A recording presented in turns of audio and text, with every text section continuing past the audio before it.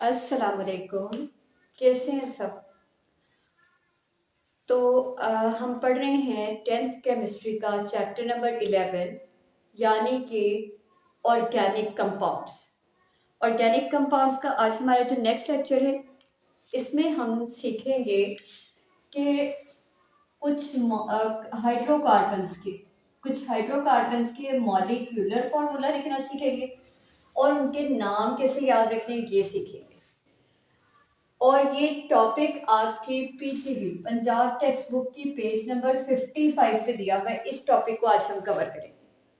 अब देखें, यहाँ पे आपको कुछ वर्ड्स लिखे हुए नजर आ रहे हैं जिनमें mum, aids, pizza, burger and paratha, holding hen, ostrich, necklace and duck लिखा हुआ है। ये एक निमोनिक है और इस निमोनिक से हम कंपाउंड्स के नाम याद रखना सीखेंगे। अब देखें, मम का जो फर्स्ट लेटर एम है, ये हमें उस कंपाउंड के बारे में बताएगा जिसके अंदर कार्बन सिर्फ एक होगा और इस कंपाउंड का नाम है मीथेन। नाम है कंपाउंड का मीथेन। फिर ईड से ई और ई से इथेन, इथेन। पिज्जा से पी और पी से प्रोपेन, प्रोपेन। बर्गर से बी, बर्गर के बी से ब्यूटेन। पराठा के पी से पेंटेन, पेंटेन। होल्डिंग के एच से हेक्सेन, हेक्सेन। हेन के एच से हेप्टेन। ऑस्ट्रिच के ओ से ऑक्टेन, ऑक्टेन। नेकलेस के एन से नोनेन और डक के डी से डीकेन कंपाउंड का नाम बनेगा, डीकेन। अब ये जितने भी नाम लिखे हुए हैं, अगर आप इस निमोनिक को सीरीज में याद कर लेते हैं तो आपको इन तमाम कंपाउंड्स के नाम भी सीरीज में याद हो जाएंगे। फॉर्मूला लिखने के लिए आपने कार्बन की तादाद 1 से 10 तक लिख देनी है। कार्बन, मीथेन के अंदर एक होता है, इथेन में 2 और ऐसे ही जितने भी नाम लिखे हुए हैं इनके अंदर कार्बन की तादाद सीरीज में चलती जाएगी। और अब इसका मॉलिक्यूलर पूरा फॉर्मूला जब हमने लिखना है किसी भी कंपाउंड का, जैसे मीथेन का अगर सपोज हमने लिखना है, तो हम क्या करेंगे, हम कार्बन की तादाद का डबल करेंगे। यहाँ पे कार्बन 1 है तो इसका डबल 2 हो जाएगा और उस 2 के अंदर यानी कार्बन की तादाद का डबल करके उसमें 2 ऐड करेंगे। हर दफा यही काम करेंगे और कार्बन की तादाद को डबल करती हूँ तो 2 बनेगा। इसके अंदर 2 नंबर 2 ऐड करना है, 2 + 2 4 हो जाएगा। और कार्बन जब 1 होगा तो हाइड्रोजन हो जाएंगे 4। नॉर्मली कार्बन को 1 लिखा नहीं जाता क्योंकि अंडरस्टूड बात है कि कार्बन के नीचे अगर कुछ नहीं लिखा हुआ इसका मतलब है कार्बन की तादाद 1 है। तो मीथेन का फॉर्मूला क्या बन गया, मॉलिक्यूलर फॉर्मूला CH4।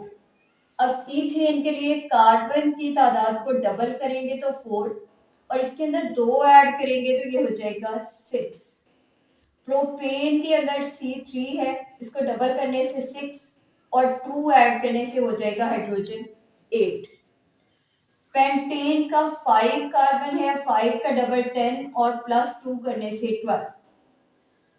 कार्बन 6 है हेक्सेन में, इसका डबल करने से 12 और +2 करने से 14। कार्बन 7 है हेप्टेन में, इसका डबल करने से 14 और +2 करने से 16। कार्बन 8 है ऑक्टेन में, 8 का डबल 16 +2 18। नोनेन के अंदर कार्बन 9 है, 9 का डबल 18 और +2 करने से 20। जबकि डी के लास्ट कार्बन, लास्ट जो मॉलिक्यूल है हमारा, लास्ट जो कंपाउंड है, इसके अंदर कार्बन की तादाद 10 है और हाइड्रोजन हो जाएंगे 22 डबल करके +2 करने से। अब ये हमने जो सारे फॉर्मूलाज लिखे, प्रीवियस लेक्चर के अंदर हमने मॉलिक्यूलर फॉर्मूला को डिफाइन किया और उसके अंदर हमने ये बताया था कि अगर टोटल या exact number of carbon and hydrogen atom लिख दिया जाए तो ये मॉलिक्यूलर फॉर्मूला है। यानी कि तमाम कंपाउंड का हमने अभी तक लिखा है मॉलिक्यूलर फॉर्मूला। और फिर इससे, इस मॉलिक्यूलर फॉर्मूला से अगर हमने बनाना है कॉन्डेंस फॉर्मूला तो हमें कार्बन और हाइड्रोजन की ग्रुपिंग करनी होगी। यानी कि C2 है और हाइड्रोजन टोटल 6 है, तो 3 हाइड्रोजन पहले कार्बन के साथ और 3 हाइड्रोजन दूसरे कार्बन के साथ। ये जो अभी मैंने ग्रुपिंग करके लिखा है इसको कॉन्डेंस फॉर्मूला कहा जाता है। और अगर हमने इसी का स्ट्रक्चरल फॉर्मूला लिखना हो तो स्ट्रक्चरल फॉर्मूला लिखने के लिए मैं इन्हीं दोनों कार्बन को सिंगल बॉन्ड से अटैच करूंगी और इस कार्बन के साथ लगे हुए तीनों हाइड्रोजन की पोजीशन शो करूंगी और दूसरे कार्बन के साथ लगे हुए तीनों हाइड्रोजन की भी अरेंजमेंट शो करूंगी। इससे क्या बन जाएगा, इससे स्ट्रक्चरल फॉर्मूला बन जाएगा। तो ये हमने मॉलिक्यूलर फॉर्मूला लिखा, फिर कॉन्डेंस फॉर्मूला लिखा और लास्ट में हमने स्ट्रक्चरल फॉर्मूला भी लिखा।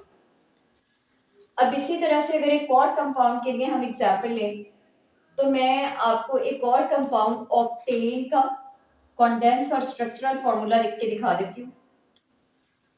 कॉन्डेंस फॉर्मूला के अंदर C8 है, कार्बन 8 है, तो मैं क्या करूंगी, मैं फर्स्ट कार्बन को CH3 लिखती हूँ, सेकंड कार्बन CH2 बनेगा और इसी तरह से दरमियान में आने वाले तमाम कार्बन के साथ दो दो हाइड्रोजन जुड़ेगा और लास्ट कार्बन के साथ फिर CH3 जुड़ेगा। अब ये टोटल कितने कार्बन है, 3 कार्बन।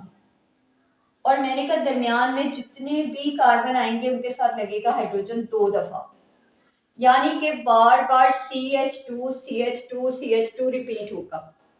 और बार बार लिखने की बजाय मैं क्या करती हूँ, मैं कहती हूँ ये CH2 ये कितनी दफा है, ये 6 टाइम्स है, यानी कि सेंटर में 6 दफा CH2 आएगा, फर्स्ट कार्बन भी CH3 होगा, लास्ट कार्बन भी CH3 होगा। तो 6 कार्बन ये वाले, 7वां कार्बन ये और 8वां कार्बन ये, टोटल 8 कार्बन पूरे हो गए। और अब कैलकुलेट कर लेते हैं कि क्या हाइड्रोजन भी पूरे हो रहे हैं या नहीं। तो हाइड्रोजन चेक करने के लिए एक कार्बन के साथ लगे हैं 2 हाइड्रोजन, यानी कि 6 कार्बन के साथ लगेंगे 12 हाइड्रोजन। 12 के अंदर अगर ये 3 भी काउंट कर लिए जाए तो हो जाएंगे 15 हाइड्रोजन और ये 3 डालने से हो जाएंगे 18 हाइड्रोजन। यानी कि कार्बन और हाइड्रोजन की तादाद पूरी है, जिसका मतलब है कि कॉन्डेंस फॉर्मूला हमने बिल्कुल ठीक लिखा है। अब अगर इसी का स्ट्रक्चरल फॉर्मूला हमने लिखना है तो स्ट्रक्चरल फॉर्मूला लिखने के लिए हम 8 कार्बन को एक स्ट्रेट लाइन में शो करेंगे और 8 के 8 कार्बन एटम सिंगल बॉन्ड से अटैच हो जाएंगे। 1 2 3 4 5 6 7 और 8 कार्बन एटम पूरे हो गए।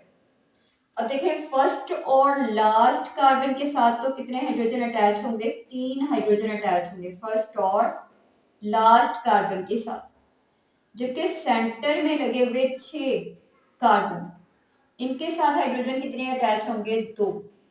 यानी कि एक हाइड्रोजन को ऊपर शो करते जाएं और दूसरे को नीचे शो करते जाएं और तमाम सेंट्रल कार्बन एटम्स के साथ 2 हाइड्रोजन ही अटैच होंगे। ये हमारा क्या बन गया, ये हमारा स्ट्रक्चरल फॉर्मूला बन गया ऑक्टेन का। तो तमाम कंपाउंड्स के कॉन्डेंस फॉर्मूला और स्ट्रक्चरल फॉर्मूला आप इस मॉलिक्यूलर फॉर्मूला को देखते हुए लिख सकते हैं। और मॉलिक्यूलर फॉर्मूला लिखने का बहुत ही आसान तरीका मैंने आपको ये बताया कि आप इस निमोनिक को याद करें और इसके अंदर कार्बन की तादाद ऑटोमेटिकली 1 से लेकर 10 तक सीरीज में लिख दें और उसके बाद हाइड्रोजन की तादाद को चेक करने के लिए आपने कार्बन की अमाउंट को या कार्बन के नंबर को डबल करना है और डबल करके अंदर 2 ऐड करना है, उससे हाइड्रोजन की तादाद पता चल जाएगी। और इस तरह से तमाम कंपाउंड के मॉलिक्यूलर फॉर्मूला लिख लिए जाएंगे। अब मैंने एक कंपाउंड ऐसा है कि जिसका फॉर्मूला नहीं लिखा और इसके अंदर कार्बन की तादाद है 4, यानी कि ये ब्यूटेन का फॉर्मूला है। इसका फॉर्मूला क्या बनेगा, मॉलिक्यूलर फॉर्मूला, ये आप कमेंट सेक्शन में लिखें ताकि मुझे ये पता चले कि क्या आपको ये पूरी वीडियो, इस वीडियो को बनाने का मकसद जो है वो पूरा हुआ या नहीं हुआ। आपको ये समझ आ गया है कि मॉलिक्यूलर फॉर्मूला कैसे लिखा जाएगा, या फिर अभी भी समझ नहीं आया। अगर आपको समझ नहीं आया तो इस वीडियो को आप बार बार देख सकते हैं, पॉज करके प्रैक्टिस कर सकते हैं, या फिर इसको डाउनलोड कर लें, उसको बार बार देखें जब तक कि आपको फॉर्मूलाज लिखने का तरीका ना आ जाए। अल्लाह हाफिज़।